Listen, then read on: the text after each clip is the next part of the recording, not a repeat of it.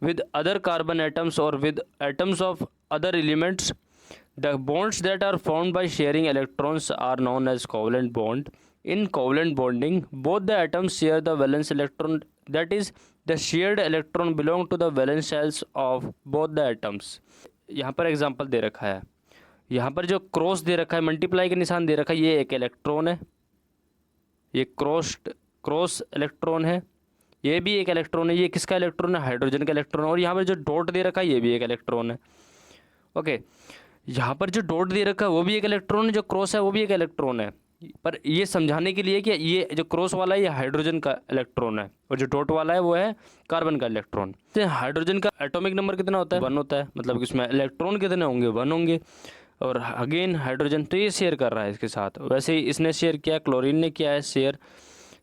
Multiply करके दिखा सकते हैं हम या फिर डॉट करके दिखा सकते हैं, कोई दिक्कत नहीं है। यहाँ पर समझ में आना जरूरी है, आपको दिखाना जरूरी है कि भाई यहाँ पर इलेक्ट्रॉन है, क्रॉस हो चाहे वो डॉट हो, उससे कोई फ़र्क नहीं पड़ता। आप क्रॉस वाला कार्बन की तरफ से कर सकते थे, उसमें कोई फ़र्क नहीं पड़ता।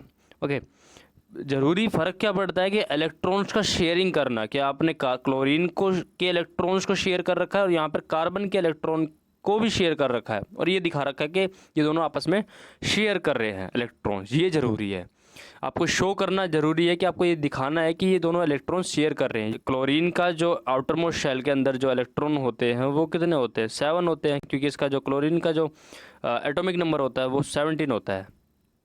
और इसके अंदर जो आउटर मोस्ट शेल के अंदर इलेक्ट्रॉन होंगे 7। जैसे कि हम इसका के का इलेक्ट्रॉनिक कन्फिग्रेशन यदि हम करके देखते हैं तो यहाँ पर समझ में आएगा हमें 2, 8 एंड 7। और आउटर मोस्ट शेल के अंदर जो वैलेंस इलेक्ट्रॉन है वो कितना होगा? क्लोरीन का 7 होगा। ये एक इलेक्ट्रॉन लेगा, एक 7 इलेक्ट्रॉन दे नहीं सकता ना, ज़्यादा मुश्किल है, तो क्या करेगा? ये एक इलेक्ट्रॉन ले लेगा, एक इलेक्ट्रॉन लेगा।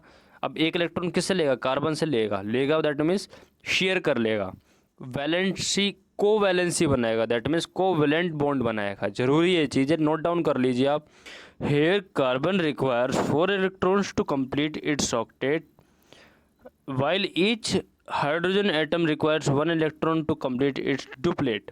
Also, chlorine requires an electron to complete the octet. Therefore, all of these share the electrons, and as a result, carbon forms 3 bonds with hydrogen and 1 with the chlorine. जरूरी है। इसका जो diagram बनेगा वो bonding के base पे कुछ इस प्रकार से बनेगा कि हाइड्रोजन, फिर यहाँ पर क्लोरीन बनेगा, क्लोरीन लगेगा। ये डायग्राम बॉन्डिंग के बेस पे बनेगा, ये कोवलेंट बॉन्ड्स हैं। क्वेश्चन नंबर 5 बोल रहा है कि draw the electron dot structure for ethanoic acid. H2S का डायग्राम आपको स्ट्रक्चर बनाना है, तो इस सभी के स्ट्रक्चर हम यहाँ प्रोपेनॉन का और F2 का, इन सभी का इथेनोइक का, मतलब इन सब का डायग्राम जो है क्वेश्चन आंसर है वो यहाँ पर याद देखेंगे हम। इथेनोइक का एसिड का जो फॉर्मूला है, ये जो हाइड्रोजन है ना, इसमें 2 हाइड्रोजन है, यहाँ पे इस तरीके से इसने इसके साथ बॉन्डिंग बना रखी है, फिर इसने इस प्रकार से बना रखी है, सल्फर ने इस तरीके से बना रखी है, और फिर हाइड्रोजन ने इस प्रकार से बना रखी है। ये डायग्राम है हमारा H2S का। फिर नेक्स्ट आता है प्रोपेनॉन का। प्रोपेनॉन है जैसे कीटोन है, कीटोन का क्या होता है? CO। प्रोप है, प्रोप मतलब 3 कार्बन है। इसको समझना जरूरी है कि इस प्रकार से शेयर कर रहा है इलेक्ट्रॉन्स, फिर यहाँ पर ये इस तरीके से इलेक्ट्रॉन बन रहे हैं, फिर यहाँ पर ये इस तरीके से शेयर कर रहा है हाइड्रोजन, ये इस तरीके से कर रहा है। तो आपको समझ में आ गया, ये समझ में आ गया होगा आपको अच्छी तरीके से कि भाई किस तरीके से डायग्राम बना हुआ है, और यहाँ पर ये इस प्रकार से बना हुआ है। फिर यहाँ ऑक्सीजन भी इसके साथ बॉन्डिंग बना रहा है, तो ऑक्सीजन को भी घेरना है, इस तरीके से सर्कल करना है। आपको पता होना जरूरी है कि इलेक्ट्रॉन्स कौन किस तरीके से बना रहा है, किस तरीके से इलेक्ट्रॉन्स शेयर हो रहे हैं। यहाँ पर ये कुछ इस प्रकार से हो रहे हैं, और ये पूरा जो डायग्राम बना हुआ है, कार्बन का जो एक इलेक्ट्रॉन शेयर किया गया है सिर्फ यहाँ से, तो ये कुछ इस प्रकार से डायग्राम यहाँ पर बनेगा इस तरीके से। फिर यहाँ पर हाइड्रोजन के साथ एक इलेक्ट्रॉन शेयर किया गया है, और फिर एक हाइड्रोजन के साथ इलेक्ट्रॉन शेयर किया है, कुछ इस प्रकार से। बॉन्डिंग बना के बताता हूँ यहाँ पर बॉन्डिंग किस प्रकार से है। कार्बन है, कार्बन के साथ सिंगल बॉन्ड है, और फिर हाइड्रोजन कार्बन के साथ एक सिंगल बॉन्ड है, फिर एक सिंगल बॉन्ड पे है, फिर यहाँ पर फिर एक कार्बन है, फिर यहाँ पर डबल बॉन्ड है, फिर ऑक्सीजन जुड़ा हुआ है। इस प्रकार से ये जो चार इलेक्ट्रॉन दे रखे हैं इधर, ये वाला पार्ट के अंदर 4 इलेक्ट्रॉन बीच में दे रखे हैं ये वाले, तो इसके अंदर ये डबल बॉन्ड को दिखाता है। 4 इसका मतलब 1 2 होते हैं तो क्या होता है? सिंगल बॉन्ड होते हैं, और 4 है तो डबल बॉन्ड को दिखा रहे हैं।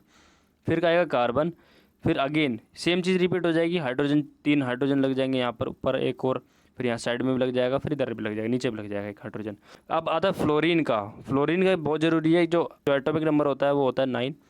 एटॉमिक नंबर होता है 9, 2 7 होता है इलेक्ट्रॉनिक कन्फिग्रेशन फ्लोरीन का। इसको 7 इलेक्ट्रॉन देना तो ज़रूरी नहीं है ना, 7 इलेक्ट्रॉन तो नहीं दे सकता, तो 1 इलेक्ट्रॉन लेगा ये, 1 इलेक्ट्रॉन लेगा। अब लेने का मतलब ये नहीं है कि वो लेगा, सच में ले लेगा, 1 इलेक्ट्रॉन लेगा नहीं, वो क्या करेगा, दरअसल वो क्या करेगा, कम अपने आप को शेयर कर लेगा, अपने 1 इलेक्ट्रॉन शेयर कर लेगा, लास्ट के 1 इलेक्ट्रॉन शेयर कर लेगा, जिसके पास इसके पास भी थोड़े से इलेक्ट्रॉन आ जाएंगे, और इस एक फ्लोरीन के पास भी आ जाएंगे और दूसरे फ्लोरीन के पास भी आ जाएंगे। कुछ इस प्रकार से 1 इलेक्ट्रॉन शेयर करेगा, ये वैलेंट कोवलेंट बॉन्ड बनाएगा। तो कोवलेंट बॉन्ड का मतलब कि एक अपने वैलेंस इलेक्ट्रॉन का 1 इलेक्ट्रॉन इससे शेयर कर लेगा और एक ये फ्लोरीन अपने इससे कर लेगा, तो दोनों साथ साथ में रह लेंगे। अब इसमें से इस फ्लोरीन को भी दिक्कत नहीं आएगी और इसको भी दिक्कत नहीं आएगी, दोनों साथ साथ आराम से रह सकते हैं, है ना, ईजी।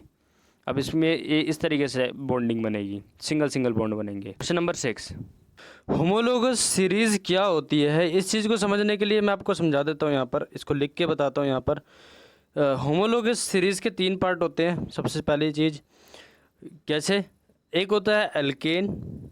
होमोलोगस सीरीज़ के 3 पार्ट होते हैं, एल्केन, फिर दूसरा होता है एल्कीन, फिर तीसरा होता है वो होता है एल्काइन। ये होता है तीसरा। इस एल्केन के अंदर होता है सिंगल बॉन्ड होते हैं कार्बन के बीच में, कार्बन के बीच में, या फिर कोई दूसरा भी एलिमेंट होगा उसके बीच में सिंगल बॉन्ड होगा। और एल्कीन के अंदर सेम चीज़ होगी, डबल बॉन्ड होगा, और कोई भी कार्बन या फिर किसी दूसरे एलिमेंट से अगर ये बॉन्ड बनाएगा, यदि ये बॉन्ड बनाता है तो डबल बॉन्ड बनाएगा।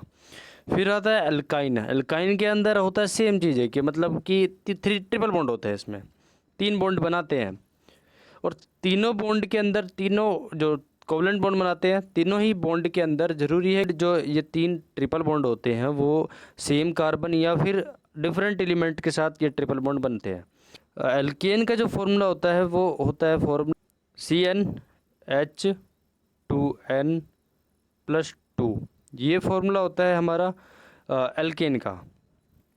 Cn मतलब होता है number of carbon, number of element, n होता है नंबर ऑफ कार्बन होता है, CnH2n+2। फिर होता है एल्कीन का फॉर्मूला। एल्कीन का भी फॉर्मूला सेम ही लगभग होता है। एल्कीन का डबल बॉन्ड वाले का CnH2n, सिर्फ प्लस नहीं होता, +2 नहीं होता इसके अंदर, CnH2n होता है। ये फॉर्मूला होता है एल्कीन का। फिर होता है एल्काइन का फॉर्मूला, ट्रिपल बॉन्ड का। इसमें जो फॉर्मूला आ रहा है CnH2n-2 होता है।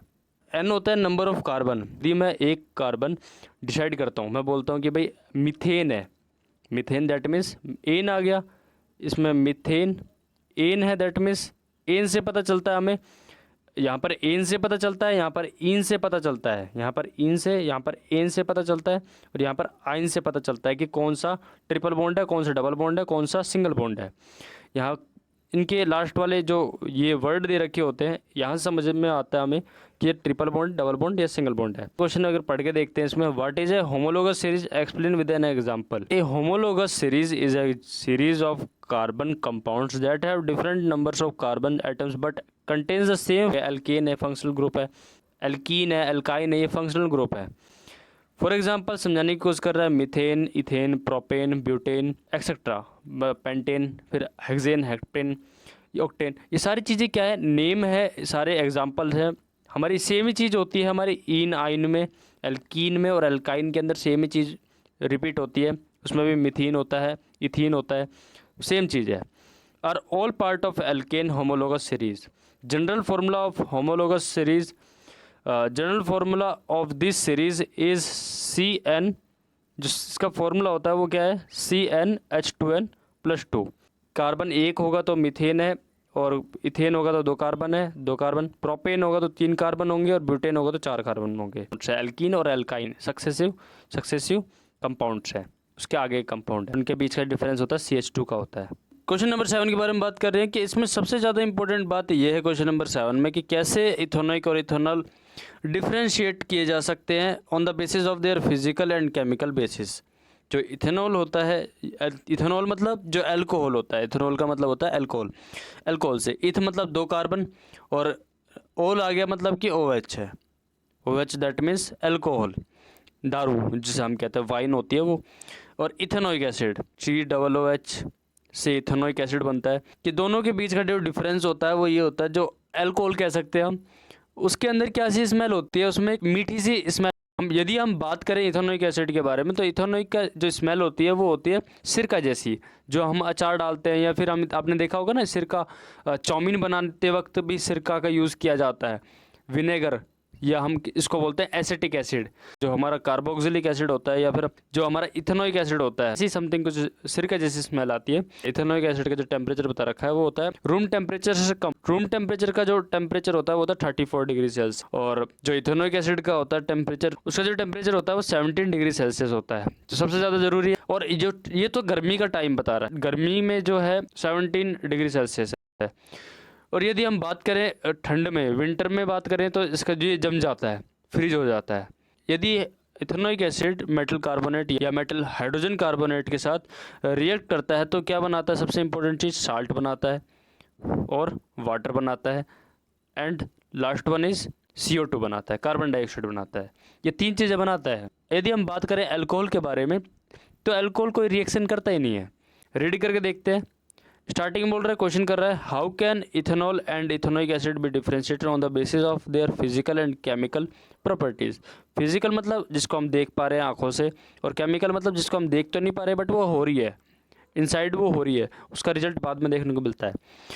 Ethanol is a liquid at room temperature with a pleasant odour, while ethanoic and pleasant मीठी सी प्यारी सी खुशबू होती है। While ethanoic acid has vinegar like smell, the melting point of ethanoic acid is 17 degree celsius, this is below room temperature, hence it freeze during the winters. Ethanoic acid reacts with metal carbonates and metal hydrogen carbonates to form salt, water and carbon dioxide gas, while ethanol does not react with them. So बोल रहा है यहाँ पे कि metal carbonates, metal hydrogen carbonates, ये slash लगा रखा है इधर, metal carbonate, and second one is metal hydrogen carbonate, react करते हैं जब कार्बोक्सिलिक एसिड के साथ, देन क्या होता है? साल्ट बनता है, वाटर बनता है, and then after carbon dioxide बनता है। ये है हमारा इथेनोइक एसिड। दोनों का एग्जांपल समझा रखा है यहाँ पर। ये है इथेनोइक एसिड, और ये है हमारा मेटल कार्बोनेट। मेटल कार्बोनेट के साथ ये रिएक्ट कर जाएगा और क्या बनाएगा? पहली चीज़ इंपॉर्टेंट है, साल्ट बनाएगा, सेकंड वन इज़ वाटर बनाएगा, and after that carbon dioxide बनाएगा। यदि ये मेटल हाइड्रोजन कार्बोनेट अल्कोहल के साथ होता है रिएक्ट, तो उसमें नो रिएक्शन होती है, रिएक्शन मतलब होती ही नहीं है। और एग्जांपल क्या दे रखा है इसका? ये हमारा अल्कोहल है और ये मेटल कार्बोनेट, तो रिएक्शन ही नहीं हो रही है, पॉसिबल ही नहीं है। क्वेश्चन नंबर 8 बोल रहा है, जो इलेक्ट्रोलाइटिक होते हैं, इलेक्ट्रोलाइटिक्स दैट मीन्स साल्ट जो होते हैं, वो सभी के बारे में बात कर रहा है यहाँ पर। इलेक्ट्रोलाइटिक है जो आयंस में कन्वर्ट हो जाते हैं, उन सब के बारे में बात कर रहा है। अब आयंस में जैसे NaCl है, Na पॉजिटिव Cl नेगेटिव, यही है ना, पॉजिटिव है, मेटल एक तरह से। इलेक्ट्रोलाइटिक कैसे होना चाहिए? सिर्फ मेटल होना चाहिए। और फिर metal M, what would you take as the anode, the cathode and the electrolyte. Metal के अंदर भी 2 प्रकार के मेटल हो गए, एक प्योर मेटल होता है और एक इम्प्योर मेटल होता है। जो प्योर मेटल होते हैं वो होते हैं कैथोड पे आते हैं, और जो इम्प्योर होते हैं, साफ नहीं होते, वो होते हैं एनोड पर, और जो बच गए जो, वो साल्ट बन जाते हैं।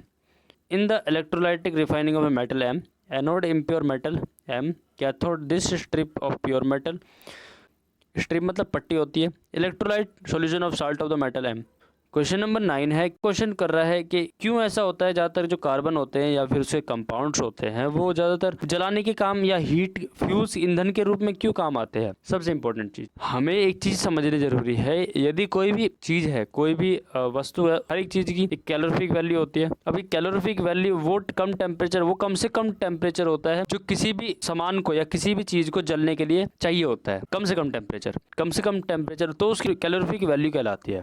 जैसे सेल्सियस होता है तो कितना सेल्सियस है, वो कैलोरीफिक वैल्यू बताता है। कैलोरीफिक वैल्यू किसी भी सामान का होता है, हर एक सामान का कैलोरीफिक वैल्यू होता है। इवन हमारे शरीर का भी एक कैलोरीफिक वैल्यू है। अच्छी तरीके से जलता है और अच्छी तरीके से वो हीट जनरेट करता है, ज़्यादा से ज़्यादा हीट प्रोड्यूस करता है। कार्बन की प्रॉपर्टी होती है।